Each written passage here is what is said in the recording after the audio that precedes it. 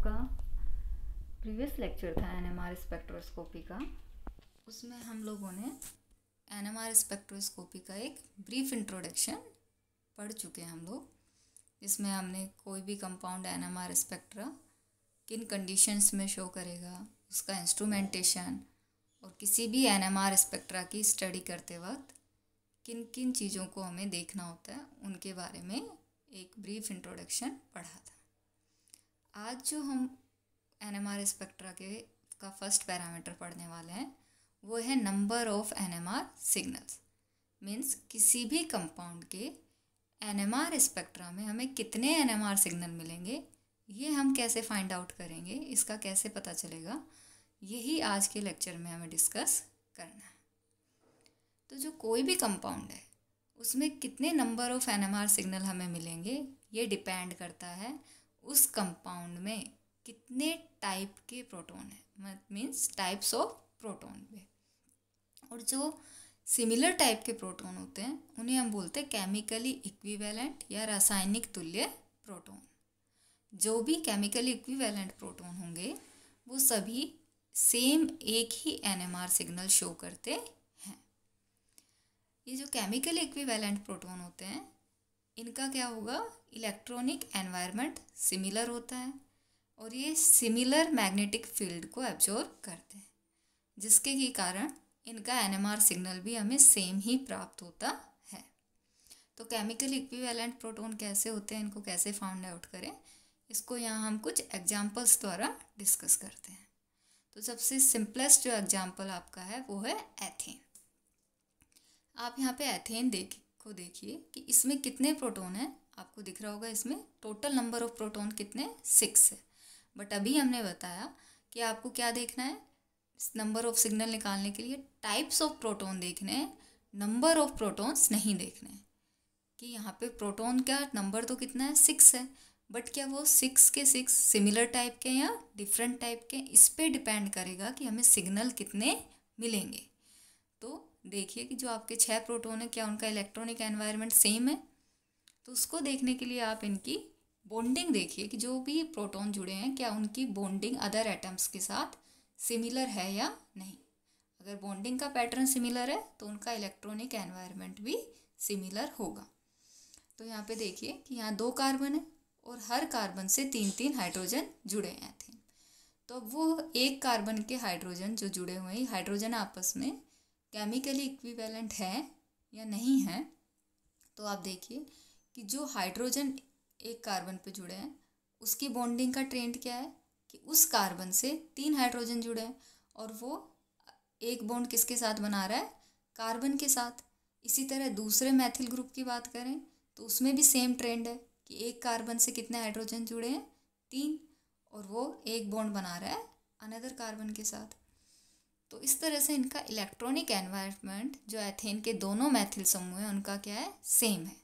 तो इस कंडीशन में इसके जो 6 प्रोटॉन हैं वो क्या होंगे, सेम होंगे, वो क्या होंगे, केमिकली इक्विवेलेंट रहेंगे और उनका हमें केवल एक ही एनएमआर सिग्नल मिलेगा। तो यहाँ पे नंबर ऑफ प्रोटॉन तो कितने 6, बट टाइप ऑफ प्रोटॉन्स क्या है 1, तो इसलिए हमें सिग्नल भी कितना मिलेगा, ओनली 1 सिग्नल मिलेगा। इसी तरह कुछ और एग्जांपल्स हम डिस्कस करें, जैसे कि एसीटोन। तो उसमें भी आप देख रहे होंगे कि दोनों CH3 ग्रुप के जो हाइड्रोजन है उनका एनवायरनमेंट क्या है, सेम है। कि वो जिस कार्बन से जुड़े हैं उसके साथ 3 हाइड्रोजन है और वो किससे जुड़ा है, एक कार्बोनिल ग्रुप से। सिमिलर ट्रेंड आपको डाईमेथिल ईथर में दिखेगा और यही आपको बेंजीन और साइक्लोब्यूटेन में दिखेगा। तो यहाँ पे जितने भी आप प्रोटॉन्स देख रहे हैं वो नंबर्स में तो ज़्यादा हैं बट उनका इलेक्ट्रॉनिक एनवायरनमेंट सेम है, मीन्स उनका टाइप क्या है, सिमिलर है। तो हमें एनएमआर सिग्नल इन सभी कंपाउंड में सभी प्रोटॉन का ओनली 1 सिग्नल हमें मिलता है। अब केमिकल इक्विवेलेंट प्रोटॉन को हमें एक अदर एग्जांपल समझे। तो यहाँ देखिए प्रोपेन में आपको दिख रहा होगा कि यहाँ पे कितने प्रोटॉन है, 8 प्रोटॉन। नंबर ऑफ प्रोटॉन्स कितने 8, बट क्या ये 8 प्रोटॉन्स का इलेक्ट्रॉनिक एनवायरनमेंट सिमिलर है या डिफरेंट है, इस पे डिपेंड करेगा कि हमें सिग्नल कितने मिलेंगे। तो यहाँ देखिए आपको सुपरफिशियल देख के ही पता चल रहा होगा कि प्रोपेन में 2 मैथिल ग्रुप है CH3 और एक CH2 ग्रुप है। तो यहाँ पे जो CH2 ग्रुप है उसका एनवायरनमेंट जो आपके दो मैथिल ग्रुप है डेफिनेटली उनसे तो अलग ही होगा, क्योंकि जो मैथिल ग्रुप है उसके साथ उस वाले कार्बन की अगर हम हाइड्रोजन की बात करें तो वहाँ पे कितने प्रोटॉन हैं, 3 प्रोटॉन है उस कार्बन के साथ, और वो किससे जुड़ा है, CH2 से। बट अगर हम CH2 की बात करें तो यहाँ पे जो हाइड्रोजन वाला कार्बन है उस पर कितने कार्बन हाइड्रोजन है, 2, और 2 बॉन्ड किससे बना रहा है, वो कार्बन से। तो इस तरह से जो CH2 ग्रुप है उसका इलेक्ट्रॉनिक एनवायरनमेंट क्या होगा, मैथिल ग्रुप से डिफरेंट होगा। तो यहाँ पे जो आपका CH2 ग्रुप है उसका सिग्नल तो आपको डेफिनेटली मैथिल दोनों ग्रुप से क्या मिलेगा, अलग मिलेगा। पर क्या जो ये मैथिल ग्रुप दो हैं आपके कार्बन 1 और कार्बन 3 ये सिमिलर है कि डिफरेंट है? अगर इसको हम देखें तो आप देखिए दोनों मैथिल ग्रुप में क्या है, 3 हाइड्रोजन से बॉन्ड बना रहा है और एक बॉन्ड किससे बना रहा है, कार्बन के साथ। तो आपका कार्बन फर्स्ट और कार्बन थर्ड जो है उसके प्रोटॉन क्या होंगे, केमिकली इक्विवेलेंट होंगे, और जो आपका CH2 ग्रुप है उसके प्रोटॉन इन दोनों ग्रुप से केमिकली नॉन इक्विवेलेंट होंगे। तो यहाँ पे आपको कितने नंबर ऑफ सिग्नल मिलेंगे, 2। नंबर ऑफ प्रोटॉन कितने, 8, बट सिग्नल ऑफ प्रोटॉन्स कितने, 2। तो अगर आप जो आपके केमिकल इक्विवेलेंट प्रोटॉन है इनको अगर आपको डायरेक्टली एक बार फाइंड आउट करने में कुछ प्रॉब्लम हो तो उसके लिए एक ट्रिक आप यूज कर सकते हैं, सिंपल, कि आपको जिन भी प्रोटॉन का एनवायरनमेंट स्टडी करना है कि वो केमिकली इक्विवेलेंट हैं या फिर नहीं हैं, तो उनके लिए आप क्या कीजिए, उन प्रोटॉन को 1 बाय 1 किसी अनदर एटम से सब्स्टिट्यूट करके देख लीजिए।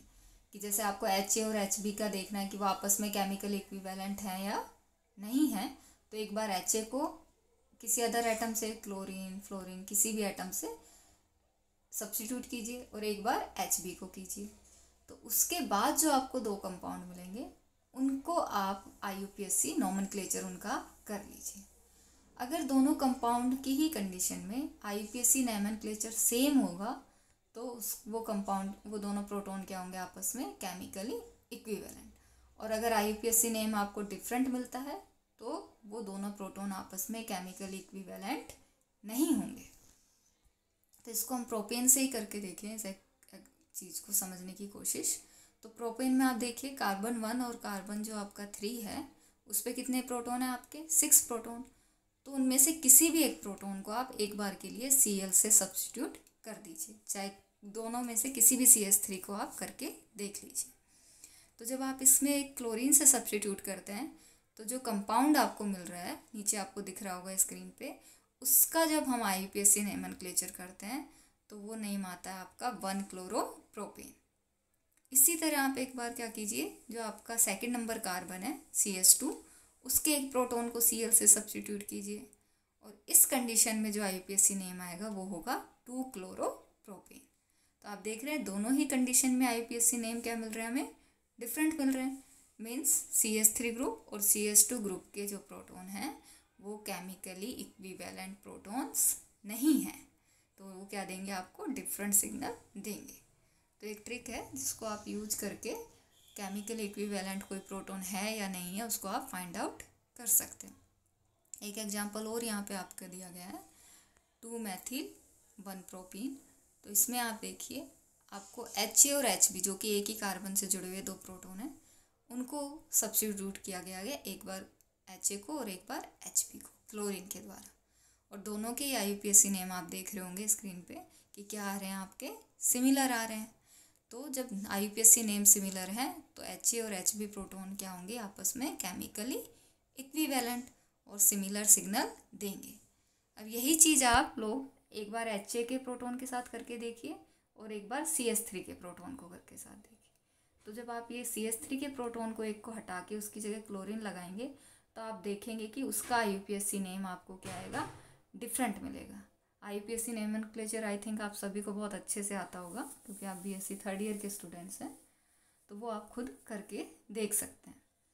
तो ये जो है दोनों कंडीशन में जब आप एक बार CH3 का प्रोटॉन हटाएंगे और एक बार HA का तो आपको नेम डिफरेंट मिलेगा। IUPAC मीन्स CH3 के प्रोटॉन और HA जो प्रोटॉन है वो क्या होगा, केमिकली नॉन इक्विवेलेंट होंगे, डिफरेंट सिग्नल देंगे। तो ये एक्सरसाइज आप खुद घर पे करके देख लीजिएगा। अब बात आती है कि जो आपके प्रोटॉन्स हैं इनको मेजरली 2 क्लास में डिवाइड करते हैं, होमोट्रोपिक प्रोटॉन और हेट्रोट्रोपिक प्रोटॉन। और जो हेट्रोट्रोपिक प्रोटॉन आपके होते हैं उसको फर्दर हम एनेंशियोट्रोपिक और डायस्टीरियोट्रोपिक प्रोटॉन में डिवाइड करते हैं। तो ये पता करने के लिए कि कोई प्रोटॉन होमोट्रोपिक है या हेट्रोट्रोपिक, हम वही चीज़ करते हैं कि दोनों प्रोटॉन को जिनकी हमें स्टडी करनी है एक एक बार किसी अदर एटम से रिप्लेस करेंगे, और उसके बाद जो हमें कंपाउंड मिलता है उसमें हम इनका स्टीरियो आइसोमर्स का ट्रेंड देखेंगे कि इनमें स्टीरियो में क्या रिलेशन है, ये आपस में सिमिलर हैं, होमोट्रोपिक हैं, आइडेंटिकल हैं, या एनेंशियोमर हैं, या फिर डायस्टीरियोमर। तो उन कंपाउंड में जो रिलेशन होगा उसी के अकॉर्डिंग डिसाइड होगा कि प्रोटॉन होमोट्रोपिक है, एनेंशियोट्रोपिक है या डायस्टीरियोट्रोपिक। अगर होमोट्रोपिक प्रोटॉन होगा और उन दोनों को आप रिप्लेस करने के बाद जो कंपाउंड प्राप्त करेंगे उनमें क्या होगा, वो एक दूसरे के एग्जैक्ट सिमिलर होंगे, आइडेंटिकल होंगे। तो इस चीज़ को आप एग्जाम्पल एथेन कैसे समझें, तो आपको यहाँ एथेन का डायग्राम दिख रहा होगा। इसमें आप देख रहे होंगे कि एथेन में दोनों कार्बन से 3 हाइड्रोजन जुड़े हैं, और इसमें आप जानते हैं कि ये 2D स्ट्रक्चर नहीं है, कैसे स्ट्रक्चर होती है 3D। मीन्स जो कार्बन है उसका हाइब्रिडाइजेशन कैसा होता है, ईच कार्बन का sp3। तो इसमें जो आपको ब्लैक लाइन से बॉन्ड दिख रहे हैं वो तो क्या है आपके प्लेन में, और जो आपको ब्लू और रेड लाइन से बॉन्ड दिख रहे हैं वो आपके अबोव और बिलो द प्लेन है। ब्लू वाला आप मान लीजिए आपका बिलो द प्लेन है और रेड वाला आपका अबोव द प्लेन। तो जब आप HA और HB के बीच रिलेशनशिप फाउंड आउट करते हैं कि कैसे प्रोटॉन है, तो एक बार HA को आपने सब्स्टिट्यूट किया फर्स्ट कंपाउंड में X से, और दूसरी बार HB को किया X से, और अब जो आपको ये कंपाउंड मिले हैं, आप सभी ने कन्फर्मर्स या समरूपण पढ़े हैं कि ये कंपाउंड एक दूसरे के क्या हैं, कन्फर्मर हैं, क्योंकि कार्बन कार्बन के बीच में क्या है, सिंगल बॉन्ड। तो इनको हम फ्री रोटेशन या मुक्त घूर्णन के द्वारा जब एक कार्बन को घुमाते हैं दूसरे के सापेक्ष, तो हमें क्या प्राप्त होते हैं, इनके कन्फर्मर्स प्राप्त होते हैं। तो ये दोनों कंपाउंड एक दूसरे के क्या है, कन्फर्मर्स। और आप जानते हैं कन्फर्मर्स स्टीरियो आइसोमर नहीं होते, वो क्या होते हैं, आइडेंटिकली होंगे। वो एक ही कंपाउंड की एक तरह से 2 फॉर्म होती हैं डिफरेंट, तो उनको हम डिफरेंट स्टीरियो आइसोमर तो नहीं कह सकते, वो क्या ही कहलाएंगे, कन्फर्मर ही कहलाएंगे।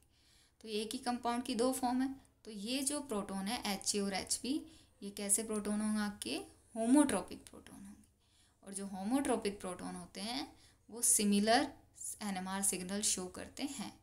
मीन्स HA और HB का आपको एक ही NMR सिग्नल मिलेगा।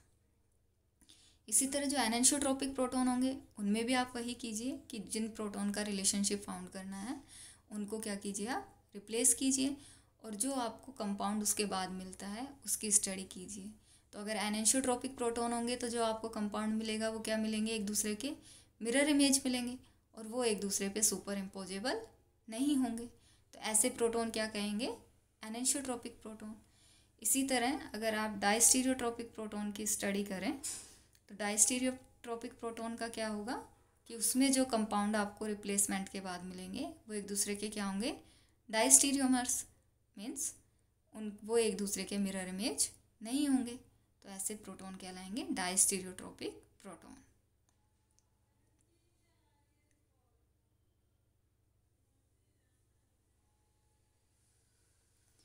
अब जो आपका एग्जाम्पल है कि यहाँ पे आप NMR स्पेक्ट्रा में देखिए, जो आपका एथिल ब्रोमाइड है उसमें कितने सिग्नल मिलेंगे आपको, NMR 2 सिग्नल मिलेंगे। एक मिलेगा CH3 ग्रुप का और एक CH2 ग्रुप का, क्योंकि अभी हमने सिग्नल फाइंड आउट करना सीखा था।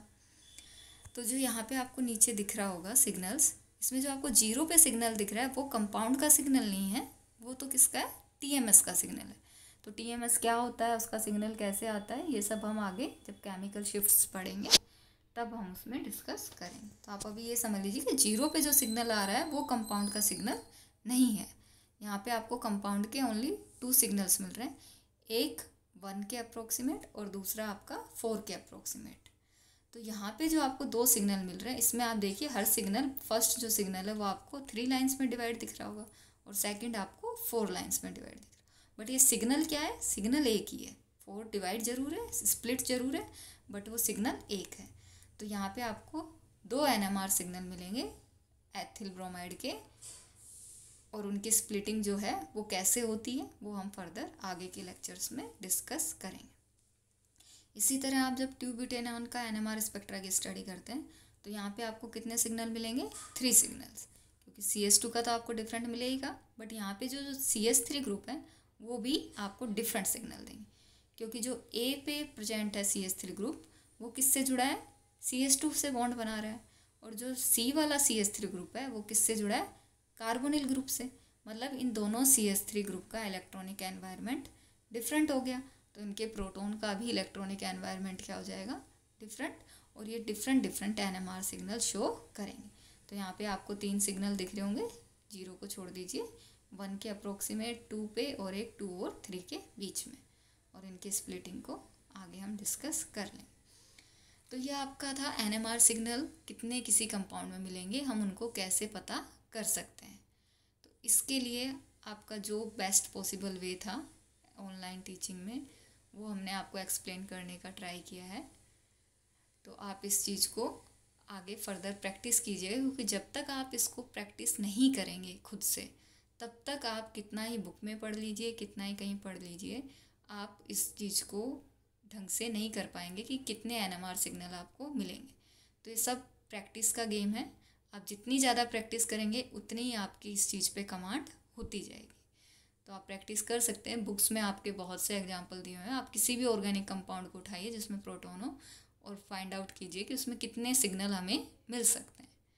और इसके लिए आपको प्रैक्टिस के लिए एक डिफरेंट असाइनमेंट शीट भी आपको ग्रुप पे शेयर कर दी जाएगी, जिसमें कि आप खुद भी प्रैक्टिस कर लीजिएगा कि कितने NMR सिग्नल हमें इनमें मिल रहे हैं। तो उसके बाद नेक्स्ट लेक्चर में हम लोग फिर केमिकल शिफ्ट को डिस्कस करेंगे, बट आगे का पूरी NMR आपको तभी समझ आ सकती है जबकि आप एक बार के लिए number of signals find out करना सीख लें। तो प्लीज़ आप लोग ज़रूर इसकी प्रैक्टिस खुद से कीजिएगा।